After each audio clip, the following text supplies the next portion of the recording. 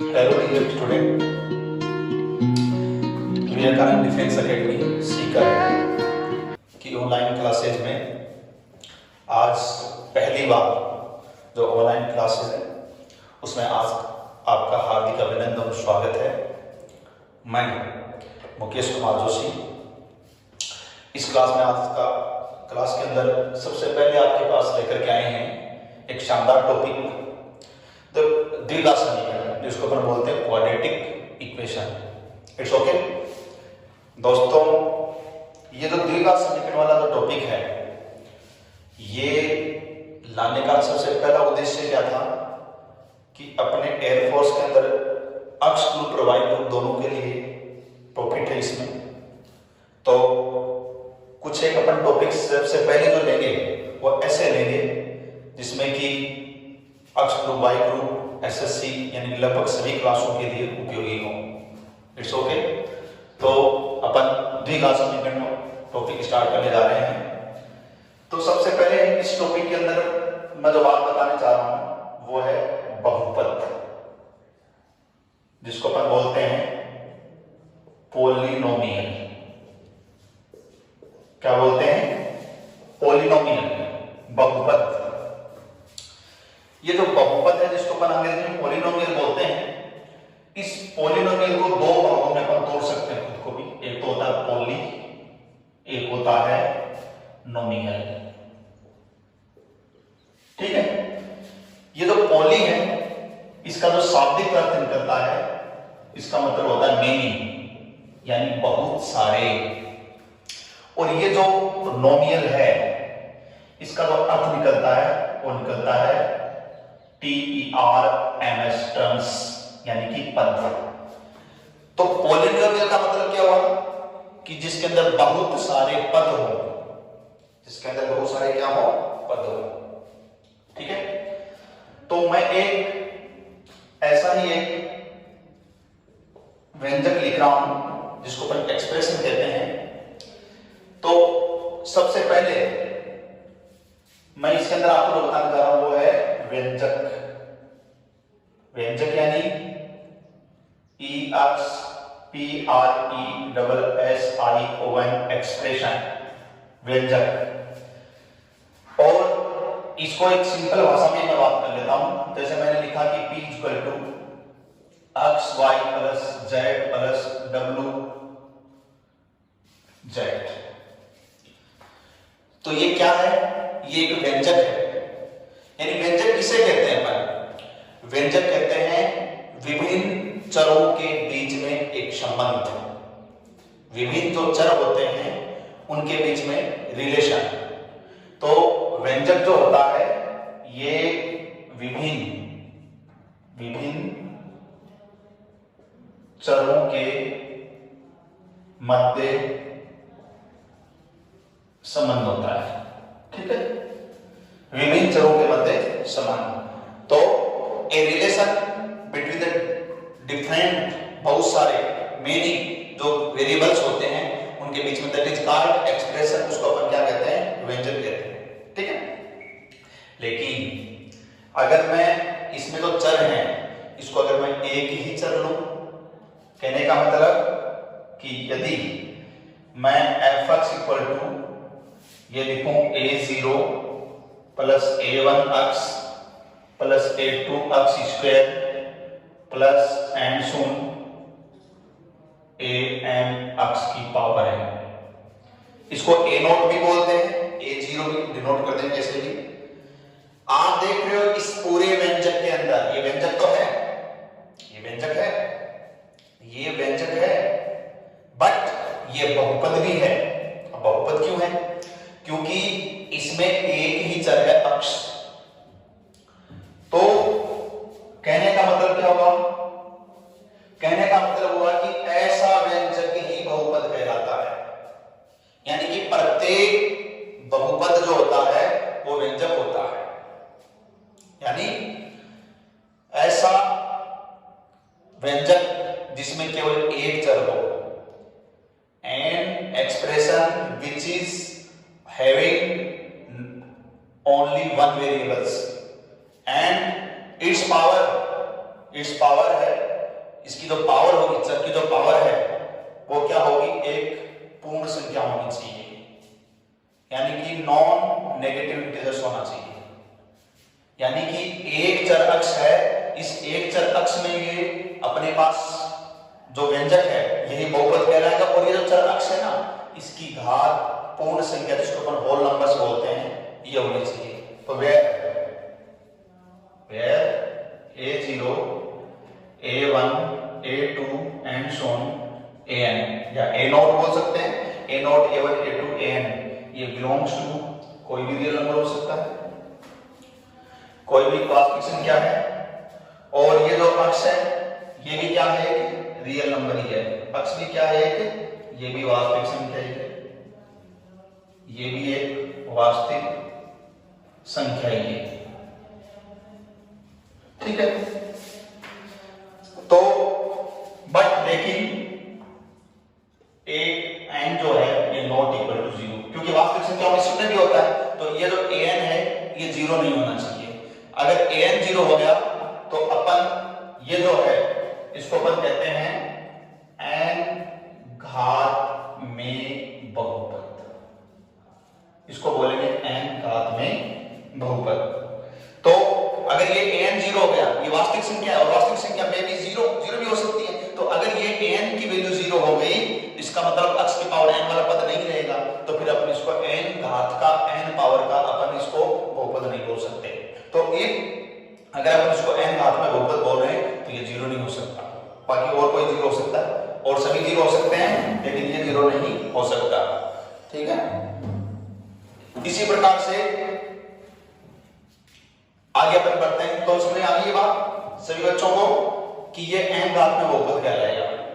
अब बहुपद के प्रकार जो है इसके अंदर, जैसे ये मैक्सिमम जो घात होती है, ये जो चर है इसमें इसकी जो घात मैंने बताया कि ये जो n घात में बहुपद कहलाएगा, और ये n बिलोंग्स टू w होना चाहिए, ये सबसे मस्त चीज है। यानी n का मान w क्या होता है, सेट ऑफ होल नंबर्स, पूर्ण संख्याओं का समुच्चय। सब जानते हैं w जो होता है ये 0 1 2 3 एंड ये सेट होता है, इसमें से होना चाहिए।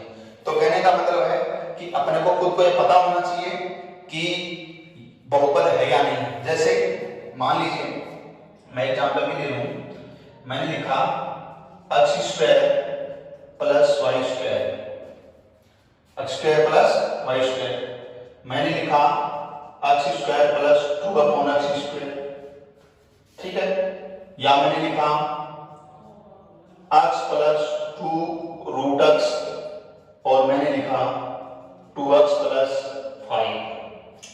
तो आप देख रहे हो कि ये जो मैंने लिखे हैं इसमें कितने चर हैं, x और y। अगर x और y दो चर हैं इसमें, तो क्या ये बहुपद है, नहीं है। मैंने क्या कहा, सिंगल वेरिएबल एक ही चर में होना चाहिए, तो ये बहुपद है क्या, नहीं है। इसमें देखिए, इसमें बहुपद की जो ये जो बहुपद है एक ही चर में है, लेकिन इस x स्क्वायर को ऊपर ले जाएंगे तो x की पावर कितनी हो जाएगी, -2। तो मैंने क्या बताया था कि जो पावर, जो वेरिएबल की पावर जो है, चर की जो घात है, वो क्या होनी चाहिए, w में, यानी कि पूर्ण संख्याओं के अंदर होनी चाहिए। तो ये तो -2 होता ही नहीं है, तो ये भी नहीं होगा। जैसे ये है x प्लस 2√x, x की पावर 1/2 है, तो x की पावर 1/2 यानी कि 1/2 हो सकती है क्या, 1/2 इसमें पॉसिबल है क्या, नहीं है, तो ये भी नहीं हो सकता। जैसे मैंने ये लिखा 2x प्लस 5, तो इसमें बिल्कुल एक चर है और x की घात 1 है जो इसके अंदर, तो दैट इज पॉलिनोमियल। तो ये पॉलिनोमियल है, कहने का मतलब ये बहुपद होगा। तो ये तो परिचय हुआ है बहुपद का। कई बच्चे ऐसे सोच रहे होंगे कि इसको बताने की कहां जरूरत है। तो देखो, द्विघात समीकरण जो है इसकी सारी बातें जो अपन आगे करेंगे वो यहां से स्टार्ट होगी। तो बहुपद समझ में आ गया होगा कि व्यंजक तो अनेक चरों के अंदर संबंध होता है, लेकिन ऐसा व्यंजक जिसके अंदर केवल एक सिंगल चर हो, ये मैंने एक मानक रूप बनाया है बहुपद का। तो इसमें एक चर है और ये a0 a1 a2 इस तरह से an है, ये कोई भी वास्तविक संख्या हो सकती है, ठीक है। इसको n घात में बहुपद बोलेंगे, ठीक है। अब मान लीजिए कि बहुपद की जो घात होती है वो क्या होती है कि इस बहुपद के अंदर चर अक्ष की जो मैक्सिमम पावर है, अधिकतम जो घात होती है, वही बहुपद की घात होती है। जैसे मान लीजिए मैं इसको बिठा दूं, इट्स ओके। तो आगे अपन इसमें करते हैं, सभी बच्चे ज्यादा से ज्यादा शेयर करें, लाइक करें और ज्यादा से ज्यादा बच्चों के पास पहुंचे, इसलिए जुड़े रहें। धीरे धीरे ऑनलाइन क्लास के अंदर अच्छा बेटा आपको मिलेगा, ऐसा मिलेगा तो आपने कभी देखा ही नहीं है। देखो अब जैसे मान लीजिए कि मैं f(x) को लिखता हूं x की पावर 4 माइनस 3x प्लस 3। मैंने लिखा f(x) को x की power 5 minus 3x square minus 1। तो ये जो बहुपद है इसमें चर x की पावर जो मैक्सिमम कितनी है, ये 4 है, 1 है, यहाँ पे 0 है, तो मैक्सिमम कितनी हुई 4। तो इसकी जो घात है, बहुपद की जो घात है जिसको अपन n से डिनोट करें तो वो कितनी हो जाएगी 4 हो जाएगी। पावर ऑफ पॉलिनोमियल जो है वो कितनी हो जाएगी 4 हो जाएगी। इसमें चर की अधिकतम घात कितनी है 5 है, तो n का मान कितना हो जाएगा 5 हो जाएगा। तो किसी बहुपद के अंदर जो चर होता है, वेरिएबल होता है, उसकी जो मैक्सिमम पावर होती है that is called power of polynomial, उसी को अपन बहुपद की क्या कहते हैं, घात कहते हैं। It's okay. एक बात और ध्यान रखना बेटा कि ये तो मैंने घात के हिसाब से बताया, ठीक है, तो मैं इसको एक चीज बता देता हूं, उसके बाद में चर्चा करेंगे अपन कि यदि n, जैसे मान लीजिए कि मैंने कहा कि n equal to 0, n equal to क्या किया 0, समझे, तो पता है क्या होगा, जैसे मैंने लिखा f(x) इक्वल टू 3 लिख दो, 4 लिख दो, 1 लिख दो, कोई भी लिख सकते हो। तो अगर f(x) इक्वल टू मैंने 3 लिखा तो ये n की वैल्यू से 0 है, क्यों है, क्योंकि मैं इसको 3 इंटू x की पावर 0 कर सकता हूं, मैं इसको x की पावर क्या कर सकता हूं 0 कर सकता हूं, और x की पावर 0 इसमें चर की अधिकतम घात है, तो इसका मतलब ये 0 घात वाला, ये 0 घात वाला बहुपद है। और ऐसे बहुपद को अपन क्या कहते हैं, अचर बहुपद। क्या कहते हैं, अचर बहुपद, यानी कि कांस्टेंट। क्या कहते हैं, कांस्टेंट, आगे वही पॉलिनोमियल, कांस्टेंट पॉलिनोमियल, ठीक है, आगे बात समझ में। वैसे एक बात बताएं आपको कि जब अपन फलन पढ़ते हैं तो फलन के अंदर क्लासिफिकेशन ऑफ फंक्शन पढ़ते हैं, फलन का वर्गीकरण पढ़ते हैं, तो फलन के वर्गीकरण के अंदर फलन को अपन दो टाइप से डिनोट करते हैं, एक तो बीजीय और एक एबीजीय, एक तो एल्जेब्रिक, एक ट्रांससेंडेंटल। इस तरह से दो टाइप से वर्गीकरण करते हैं फलन का। और जो बीजीय फलन होते हैं, बीजीय फलन होते हैं, उनका फिर से वर्गीकरण करते हैं। उसके वर्गीकरण में अपन उसको तीन तरफ से करते हैं। कैसे, एक तो पूर्णांकीय फलन जिसका दूसरा नाम बहुपद फलन, और वो बहुपद फलन जो होता है ना वो यही तो है, तो ये फलन ही तो है। आई बात समझ में। हम जब फलन का वर्गीकरण करते हैं, मैं बीच में एक बात जोड़ता हूं कि जब हम फलन का वर्गीकरण करते हैं तो दो टाइप से करते हैं, एक तो बीजीय और एक अबीजीय। और बीजीय का भी तीन प्रकार से करते हैं, तीन प्रकार में से पहला जो होता है वो है पूर्णांकीय, और इसी का नाम है बहुपद, और एक परिमेय और एक अपरिमेय, और इधर होता था एबीजीय। तो ये जो पूर्णांकीय या बहुपद फलन जिसको अपन बोल रहे हैं ना, और फिर आता है परिमेय फलन, फिर अपरिमेय फलन। तो ये जो पूर्णांकीय फलन करेंगे, ये जो बहुपद फलन करेंगे, दैट इज दिस, यही वो है, यही बहुपद है। इसका मतलब every polynomial is a function, इसका मतलब प्रत्येक बहुपद एक फलन है, और that is types of algebraic function, that is type of algebraic function. बीजीय प्रकार है फलन का, ये बहुपद है, ये फलन का बीजीय प्रकार होता है। It's okay.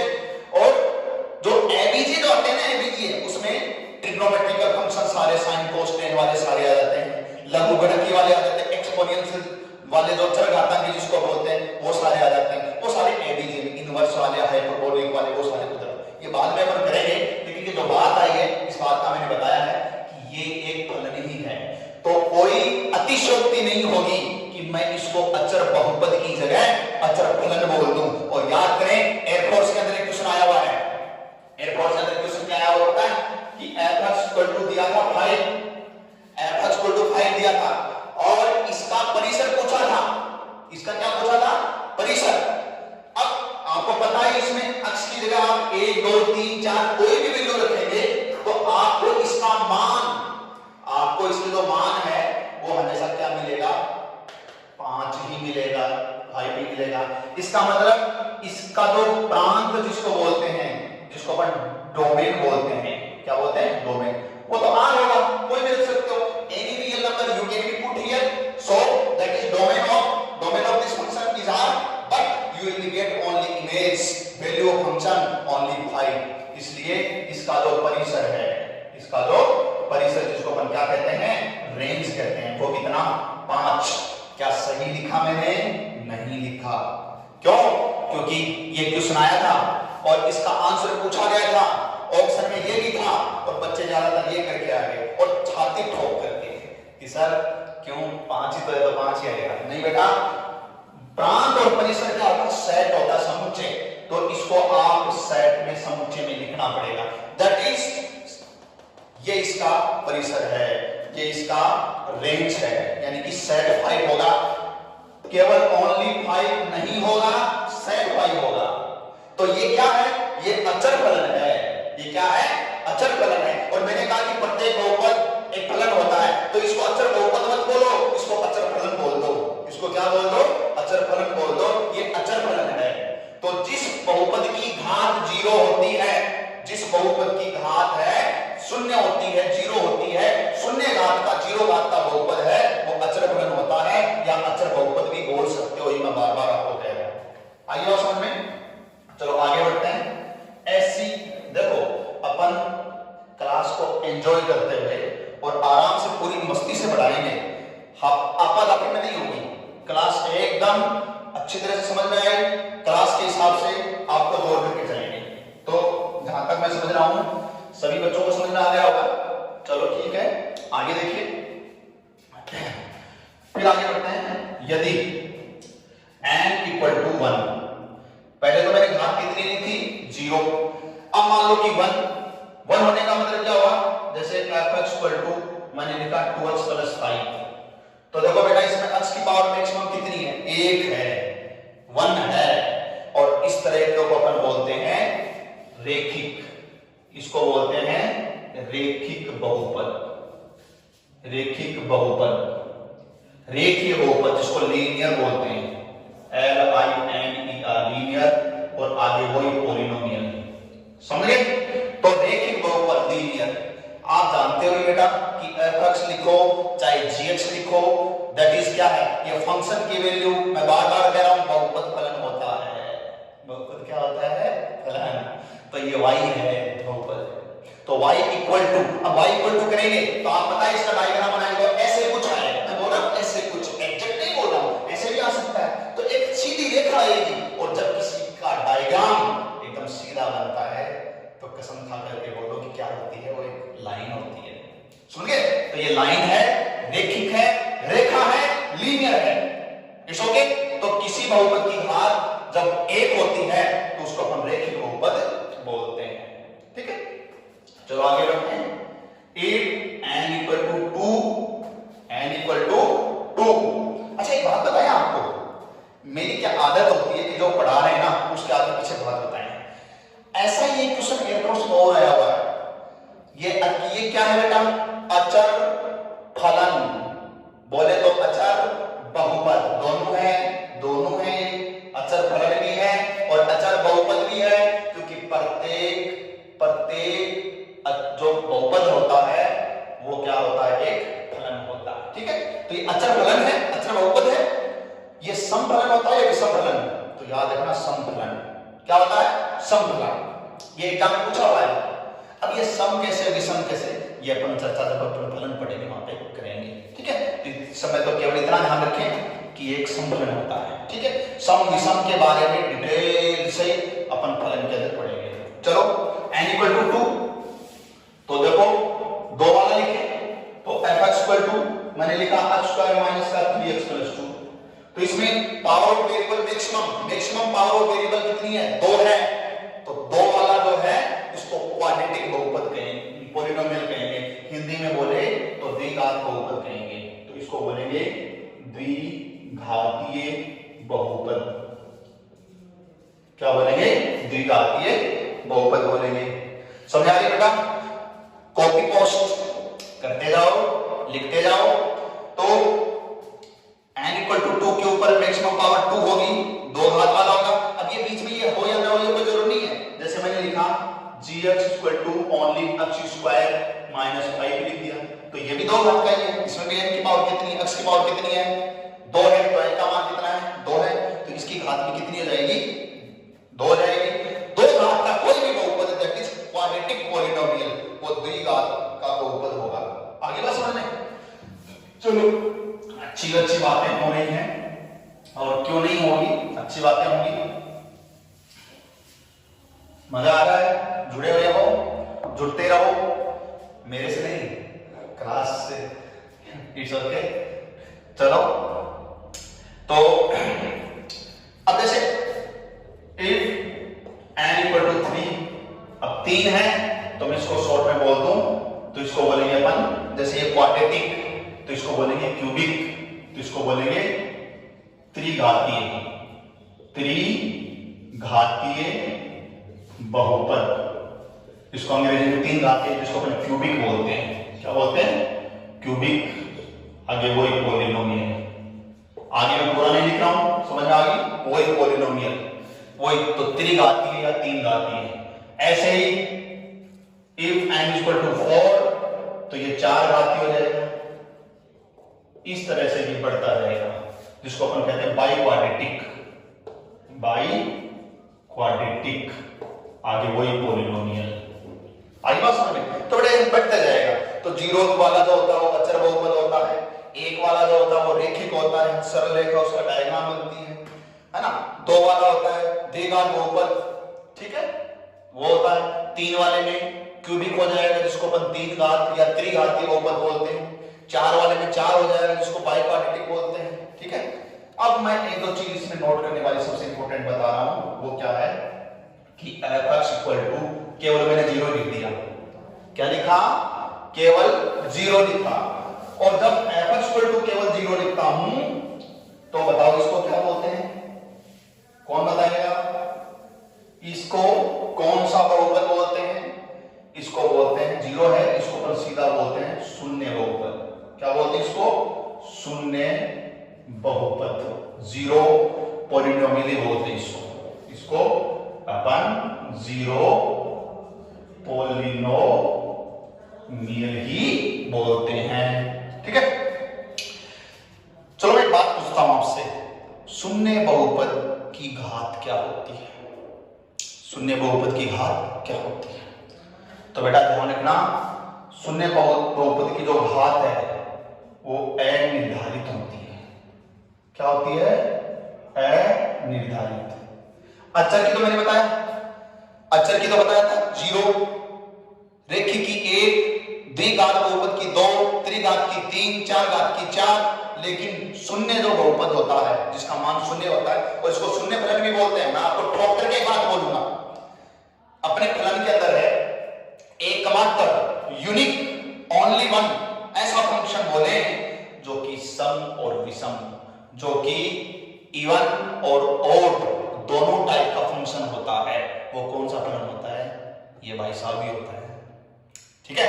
तो एकमात्र शून्य फलन, और शून्य फलन यानी बहुपद, तो शून्य बहुपद, शून्य फलन ही ऐसा फलन है जो कि सम और विषम दोनों प्रकार का होता है। एकमात्र ये ऐसा है जो सम और विषम दोनों प्रकार का होता है। और इसकी घात, इसकी पावर अनिश्चित यानी कि इनडिटरमिनेट होती है, एक तरह से अनिर्धारित होती है, सॉरी अनिर्धारित होती है। अब क्यों होती है आप देख सकते हो। मैंने क्या कहा कि फलन के अंदर, बहुपद के अंदर चर की अधिकतम घात। तो अब आप मेरे को ये बताओ कि f(x) इक्वल टू मेरे पास 0 है, मैं इसको 0.x की पावर 8 भी कर सकता हूं। क्या फर्क पड़ता है? ये 0 आएगा, ये तो 0 आएगा। मैं इसको 0.x की पावर 5 भी कर सकता था, क्या फर्क पड़ता है? ये भी 0 जाएगा। मैं इसको ऐसे लिख सकता हूं। तो आप इसमें मल्टीप्लाई में, गुणा में x की पावर 8, x की पावर 5, x की पावर 4 या y की पावर भी कर सकते हो। जैसे वो तो जो भी आप चर ले रहे हो, अब x ले रहे हो तो x करेंगे, y मिलेगी तो y लेंगे, ठीक है। तो जो भी आप चर ले रहे हो उसकी कोई भी बात कर सकते हो। तो 8 भी हो सकती है, 5 भी हो सकती है, 3 भी हो सकती है, 2 सब ले लो, लेने का काम आपका, लेते रहो। It's okay. तो इसलिए हम ये कह सकते हैं कि इसकी जो घात है ना वो निर्धारित नहीं है। इतनी बातें सब बच्चों को समझ में आ गई? सर आप क्या बता रहे हो? बहुपद बता रहे हो बेटा, 9th क्लास से स्टार्ट है ये बहुपद। और याद रखना, बहुपद में जो चर अक्ष होता है उसकी घात पूर्ण संख्या, whole numbers, W 0 1 2 and so ही होती है। ठोक करके बता रहा हूं, ये होती है। It's okay. चलो, ये मैंने क्या बताया आपको? बहुपद बताया। अच्छी बात, बहुत प्यारी बात थी। जहां तक आप उसको अच्छी तरह से नोट करेंगे, समझेंगे। बहुपद के बाद में अपन बात कर रहे हैं कि यदि f(x) = ax² plus bx plus c, ये क्या है बेटा? बोलो क्या है? आप कहेंगे सर ये तो वही है बहुपद। क्यों? क्योंकि सर इसमें a b c वास्तविक संख्याएं हैं। बिल्कुल, where are a b c belongs to r, बिल्कुल वही बात तो पहले बताई थी। सर इसमें एक ही चर है, बिल्कुल एक ही चर है, इसका मतलब बहुपद है। लेकिन मैंने ये भी बताया था बेटा कि a नॉट इक्वल टू 0। क्यों बताया था? मैंने जो शुरुआत में लिखा था याद करो, उधर लिखा था मैंने an(x) की पावर n, उसमें an को 0 नहीं बोला था क्योंकि मेरा इंटरेस्ट था उसको n घात का पॉलिनोमियल बोलना, और अब मेरा इंटरेस्ट है इसको 2 घात का बहुपद बोलना, यानी कि क्वाड्रेटिक बोलना। तो द्विघात बहुपद होगा तो ये हरामजादा जो 2 घात वाला पद है, चर है, ये होगा ही नहीं। तो क्या घंटा बोलोगे क्या? तो इसलिए ये 2 घात का रहे, इसके लिए क्या करना पड़ेगा आपको कि ये इसका जो गुणा में जो अचर है, वास्तविक संख्या जो है, ये क्या नहीं होना चाहिए? मे बी नॉट 0, ये 0 नहीं होना चाहिए। तो आपने क्या कहा कि ये 0, बाकी ये 0 हो सकते हैं, इनमें से कोई एक 0 हो सकता है, इनमें से दोनों 0 हो सकते हैं, but a not equal to 0, वरना ये द्विघात नहीं रहेगा, क्योंकि द्विघात का पद ही खत्म हो जाएगा। सेम बात है, वहां पे मैंने बताया था मैक्सिमम पावर वाला टर्म था x की पावर n, उसका कोएफिशिएंट, उसका गुणांक an था, और यहां पर मैक्सिमम पावर वाला टर्म कौन है? ये है, तो इसका गुणांक कौन है? a, जो कि 0 नहीं होना चाहिए। ये क्या है? ये स्क्वायर क्वाड्रेटिक पॉलिनोमियल, जो बेटा मैं आपको पहले भी बता चुका हूं। तो ये क्वाड्रेटिक पॉलिनोमियल यानी कि द्विघात बहुपद है, बट लेकिन इस f(x) को 0 कर दूं, इस f(x) को 0 कर दूं, इसका मतलब ax² plus bx plus c equal to 0 कर दूं, इसका मतलब ax² plus bx plus c equal to 0 कर दूं, और वेयर आर कोई चीज abc बिलोंग्स टू r, और but a not equal to 0, but a not equal to 0, तो इसको बोलेंगे बेटा द्विघात समीकरण। इसको क्या बोलेंगे?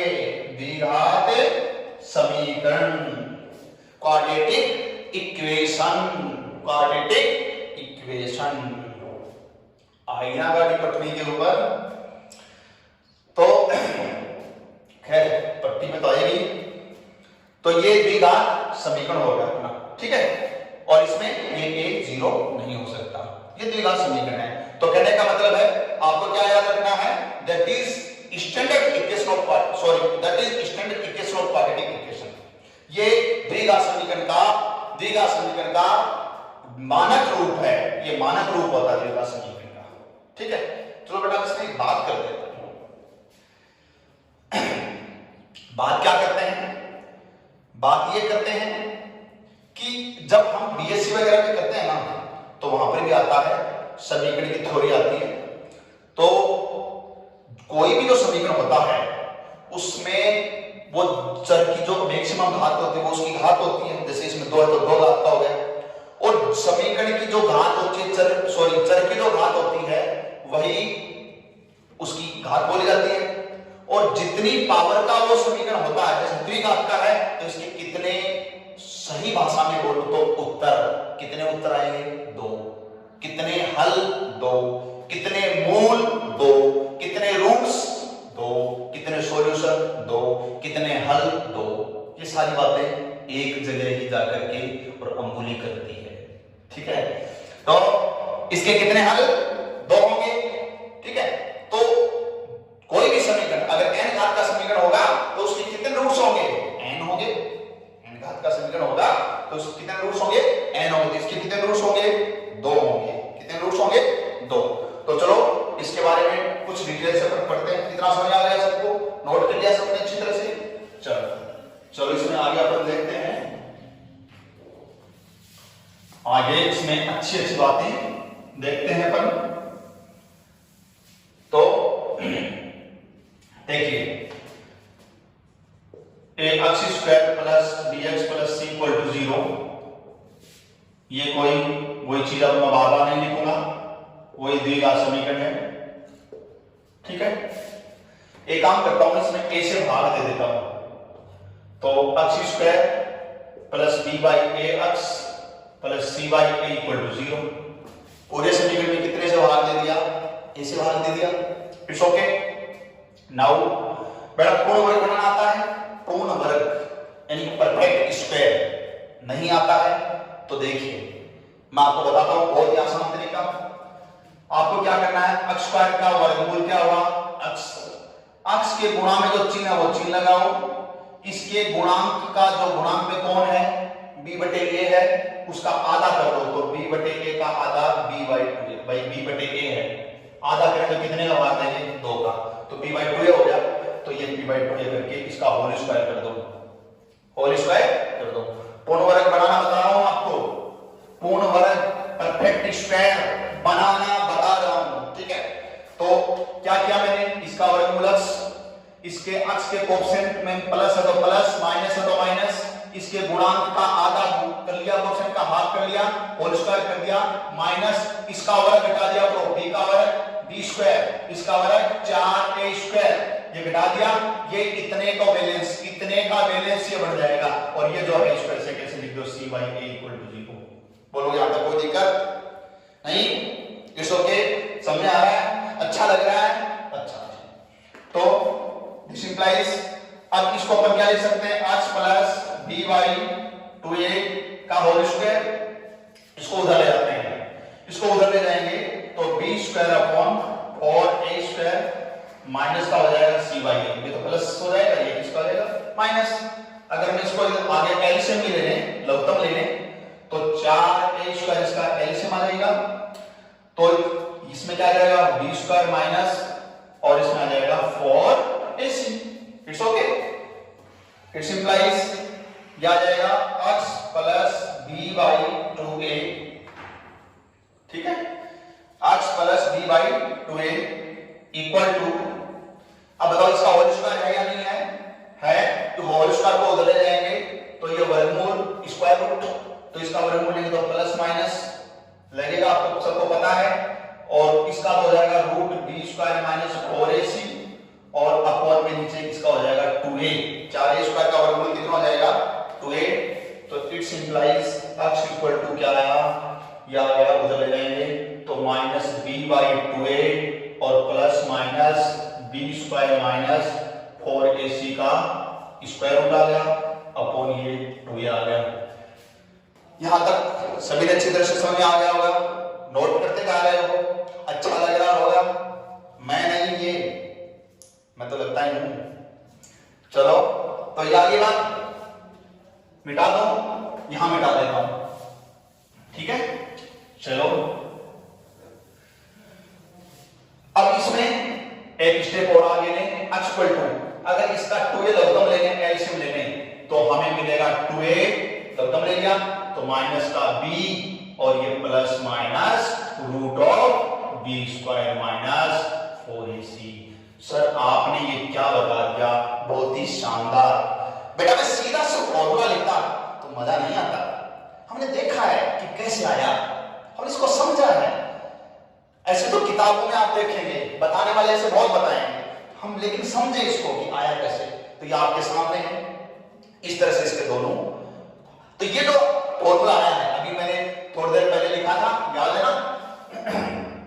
ax square plus bx plus c equal to 0, ये द्विघात समीकरण का रूप लिखा था आपके सामने। तो इसको इसको सोल्व किया मैंने, हल किया मैंने, ठीक है। हल करने पर मेरे पास इसका हल ये आया। और आप जानते हो कि हल करने का ये जो सूत्र है, ये जो विधि है, ये जो मेथड है, ये जो तरीका है, इसको आप क्या कहते हो? द्विघाती सूत्र भी बोलते हो और इसको द्विधाराचार्य सूत्र भी बोलते हो ना। तो बेटा तो ये हो गया, चलो अच्छी बात है। तो इसको अपन क्या कहते हैं? इसको कहते हैं सीरी।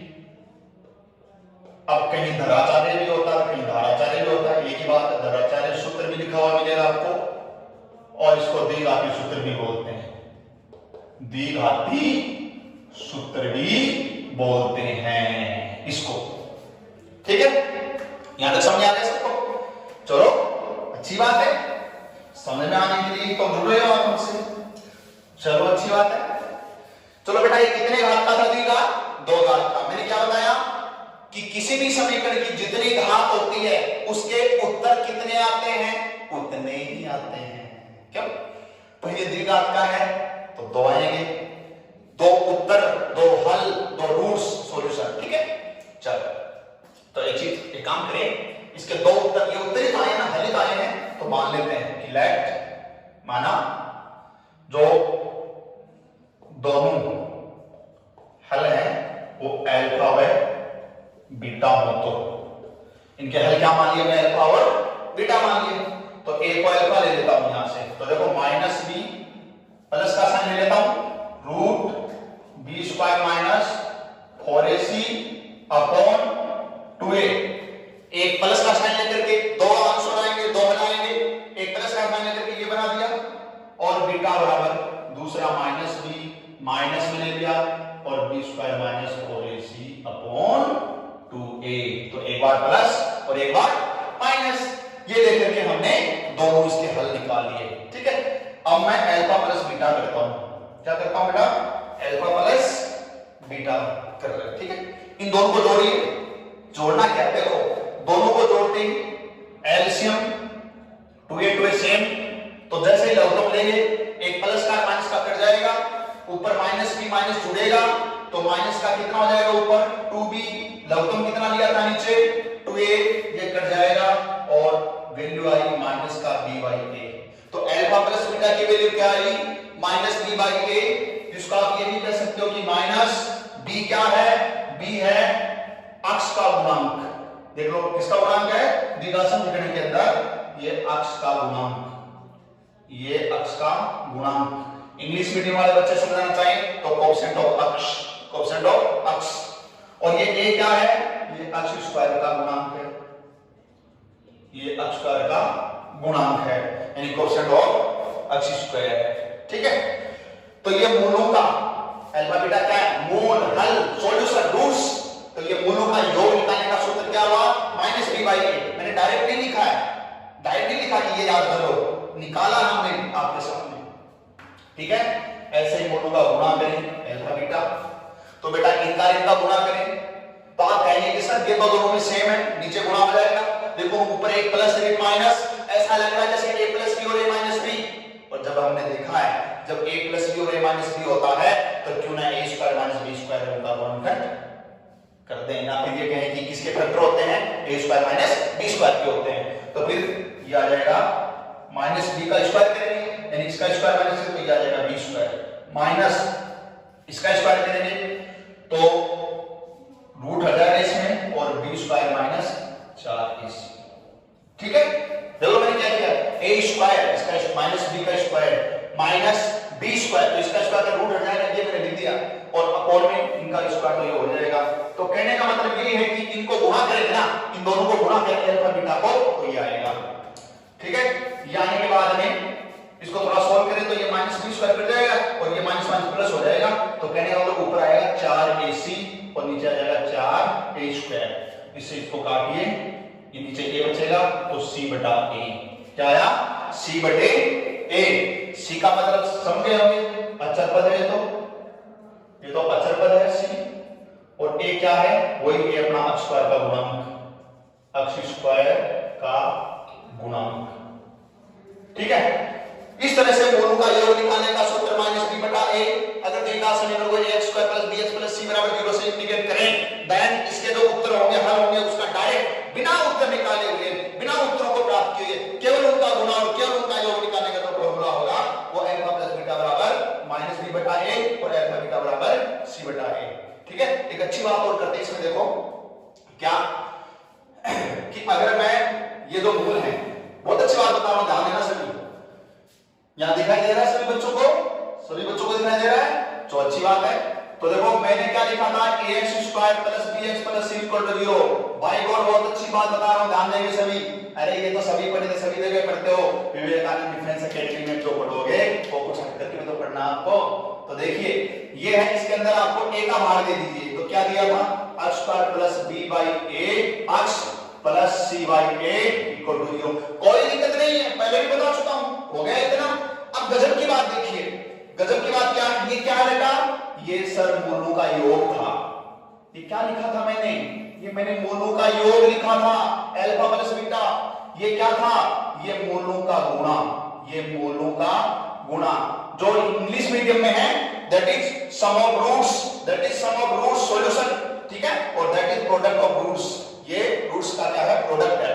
अब देखिए मैं यहां पे देखूंगा b बटे a का मान, ध्यान देंगे सभी विद्यार्थी, बहुत अच्छी बात बता रहा हूं, b बटे a का मान, इस माइनस को यहां ले आओ, इस माइनस को यहां लगा दो यहां, तो बोलो यहां पे b बटे a का मान क्या लिखूं, सर b बटे a का मान माइनस अल्फा प्लस बीटा लिख दो, सर b बटे a का मान माइनस लगा करके अल्फा प्लस बीटा लिख दो, माइनस लगा करके अल्फा प्लस बीटा लिख दो, ये अक्स प्लस, बोलो c बटे a का मान क्या लिखूं, सर c बटे a का मान अल्फा बीटा है, तो ये अल्फा बीटा लिख दो इक्वल टू क्या कर दो 0। ये बहुत ही खतरनाक चीज आ गई, क्यों, क्योंकि इसको बोलेंगे x स्क्वायर माइनस, ये क्या है, ये मूलों का योग, ये क्या है, ये मूलों का योग और गुणा में x, और प्लस ये क्या है, ये मूलों का गुणा, ये मूलों का गुणा और बराबर 0। तो ये जो मैंने बताया ना, ये जो बताया है x स्क्वायर माइनस मूलों का योग इंटू x प्लस मूलों का गुणा बराबर 0।